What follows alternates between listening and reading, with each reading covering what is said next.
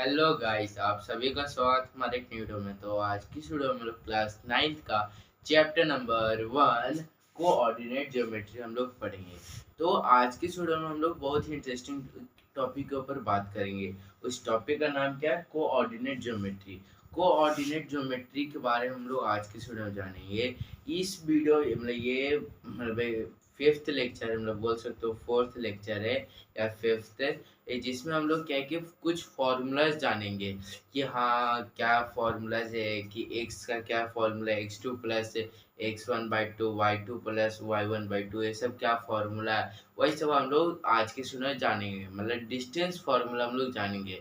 तो चलो शुरू करते हैं। तो सबसे पहले मैं आपको बता दूं कोऑर्डिनेट ज्योमेट्री होता है क्या। ऑर्डिनेट कोऑर्डिनेट ज्योमेट्री तो पता होगा कि कि जो ज्योमेट्री बॉक्स होता है उसमें क्या रहता है, मेजर करने के लिए। तो वही तो ज्योमेट्री इसमें क्या होता है कि सबसे पहले आपको ग्राफ के बारे में नॉलेज होना चाहिए। ग्राफ मतलब होता है कि एक पेपर होता है जिसमें सब डिवीजन होता है, डिवीजन भी होता है, उसके अंदर भी सब डिवीजन मतलब छोटे छोटे बॉक्स बने रहते हैं, जिसमें हम लोग को पॉइंट्स लोकेट करना रहता है। जिसमें हम लोग को अगर ग्राफ दे दे मतलब एक्स एक्सिस वाई एक्सिस का उसी तरह, तो उसी तरह कोऑर्डिनेट होता है। लेकिन ये इस तरह से ये एक्स एक्सिस है मतलब वाई एक्सिस है, और ये एक्स एक्सिस है, इंटरसेक्ट कर रहा है। आप सोचिए इंटरसेक्ट करे, इंटरसेक्ट का मतलब क्या है? इंटरसेक्ट का मतलब है कि जब दो एक लाइन के ऊपर जब दूसरा लाइन कट करे उसी को इंटरसेक्ट कहते हैं। जैसे कि ये लाइन है, ये दोनों ये लाइन है, इसके ऊपर ये लाइन इंटरसेक्ट किया, तो ये क्या हो, ये लाइन इंटरसेक्ट किया, तो ये इंटरसेक्ट हुआ। आप बोलो क्या ये बाइसेक्ट नहीं होगा? कि तो हमें आपको हमेशा बता दूं, जब भी अगर लाइन है तो लाइन के ऊपर बाइसेक्ट कभी भी नहीं होता है। क्योंकि लाइन के पास क्या, लाइन के पास इंडिफिनिट लेंथ है, तो इधर जितना भी बड़े चल जा सकता है, ऊपर कितना भी, तो क्या एकदम मिडल पॉइंट में मतलब कट किया नहीं ना, इसलिए इसको हम लोग क्या इंटरसेक्ट बोलेंगे।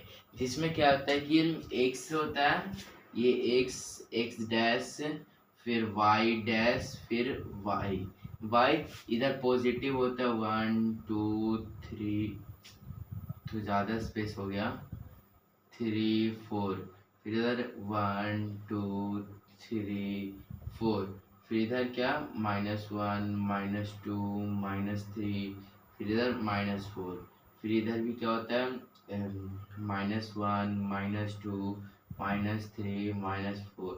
ये सब क्या हुआ, इस तरह से क्या है, कोऑर्डिनेट है, ऑर्डिनेट है।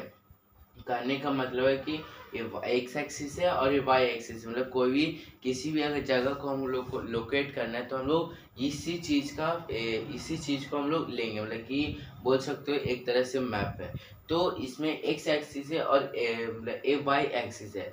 जो एक्स एक्सिस जो होता है उसको जब जो नंबर एक्स एक्सिस पे लाई करता है एब्सिसा बोलते हैं, और जो वाई एक्सिस पे लाई करता है उसको ऑर्डिनेट बोलते हैं। मतलब कि जैसे कि 3 है, 3 कब से एक्स एक्स लाइन पे मतलब इस पूरा लाइन को एक्स बोलते हैं और इस पूरा लाइन को वाई बोलते हैं। तो 3 वो एक्स लाइन पे लाई कर रहा है तो इसको क्या बोले, एब्सिसा बोलेंगे।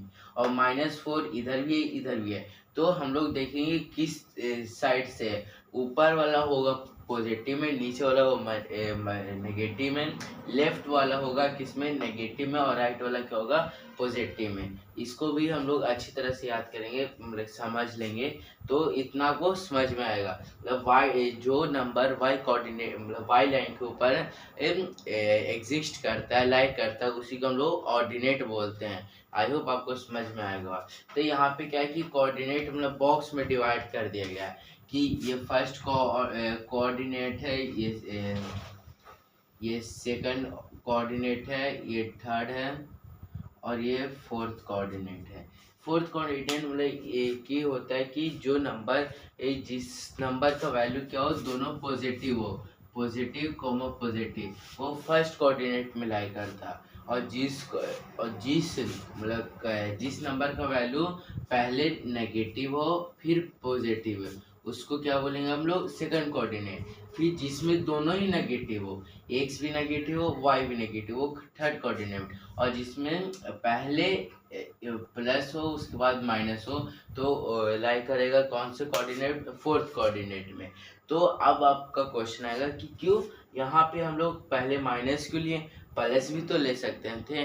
तो मैं आपको बता दूं कि हमेशा सबसे पहले हम लोग एक्स कोऑर्डिनेट लेते हैं, क्योंकि आप बोल सकते हैं एक्स कोऑर्डिनेट बड़ा भाई है और वाई कोऑर्डिनेट छोटा भाई, एक्स वाई जेड। सबसे पहले क्या आता है एक्स, इसलिए एक्स को पहले लेंगे।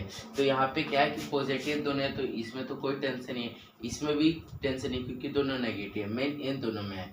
जैसे कि एक्स में क्या, इधर सबसे पहले ये एक्स है तो एक्स में क्या माइनस है और वाई में क्या प्लस है तो माइनस प्लस। फिर इधर फोर्थ कोऑर्डिनेट में वाई प्लस है, वाई माइनस है और एक्स प्लस है तो प्लस कोमा माइनस। तो ये हुआ। अब हम लोग ये भी फॉर्मूला जाने थे कि अगर मान लीजिए कि ये पॉइंट है और ये बी पॉइंट है, इन दोनों का कोऑर्डिनेट दे दिया हमने 3,1 और 3,2, ये दोनों पॉइंट दे दिया। अब बताइए इसका डिस्टेंस, मतलब ये दोनों के बीच में कितना डिस्टेंस लाई करता है। तो इसको भी हम लोग जान चुके थे, इसका फॉर्मूला हम लोग देखे थे, a b is equal to under root है x2 माइनस x1 का whole square plus y2 minus y1 का होल स्क्वायर, ये हमारा हुआ। तो इस फॉर्मूला से ये बना सकते हैं। अब नेक्स्ट कोऑर्डिनेट अगर मान लीजिए कि ये दोनों पॉइंट दिया हुआ है, यहाँ पे 3 है, इसको हम लोग क्या क्या एक्स मानेंगे और ये दोनों पॉइंट 6 यूनिट्स हैं। यूनिट मतलब कुछ भी हो सकता है, हम लोग को यूनिट लेना पड़ता है कि हाँ एक 1 सेंटीमीटर वाला मतलब unit is equal to 1 centimetre is equal to 1 feet, इस तरह से।